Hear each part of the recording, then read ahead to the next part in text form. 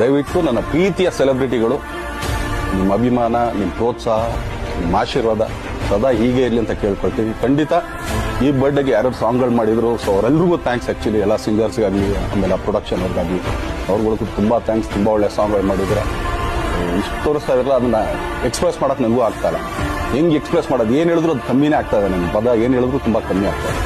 So ಇದೊಂದ್ಸಲಿ ದಯಮಾಡಿ ಕ್ಷಮೆ ಇರಲಿ. ಸೊ ಖಂಡಿತ, ಬಟ್ ಆದಷ್ಟು ಬೇಗ ನಿಮ್ಗಳಿಗೆ ಸಿಗ್ತೀನಿ ನಾನು. ಅದು ಯಾವಾಗ ಅಂತ ಹೇಳ್ತೀನಿ. ಸೊ ಅಲ್ಲಿವರೆಗೂ ಮೊಟ್ಟೆಗೆ ಹಾಕ್ಕೊಳ್ಳಿ. ಹೆಂಗೆ ಆ್ಯಕ್ಚುಲಿ ದರ್ಶನಕ್ಕೆ ಹೋಗ್ಲಿ, ಪಾಪ ಆಯ್ತು ಇದು ಸಲ ಬಿಟ್ಬಿಡೋಣ ಅಂತೇಳಿ. ಸೊ ಈ ಸಲ ಬರ್ಡೇಗೆ ನಾನು ಸಿಗಲಿಲ್ಲ ಅಂತಂದಕ್ಕೆ ದಯಮಾಡಿ ಇದೊಂದು ಕ್ಷಮೆ ಇರಲಿ. ಯಾಕಂದ್ರೆ ಎಲ್ಲ ಪಾಪ ಊರುಗಳಿಂದ ಬರ್ತೀರಾ, ಎಲ್ಲ ಮಾಡ್ತೀರಾ.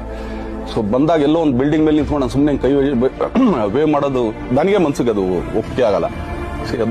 ನನಗೇನೆ ಇಷ್ಟ ಆಗಲ್ಲ. ಯಾಕಂದ್ರೆ ಪ್ರತಿ ಸಲ ಕೈ ಕೊಟ್ಟೆ ಎಲ್ರಿಗೂ ಕೂಡ ಸಿಗ್ತಾ ಇದ್ದೀನಿ ನಾನು.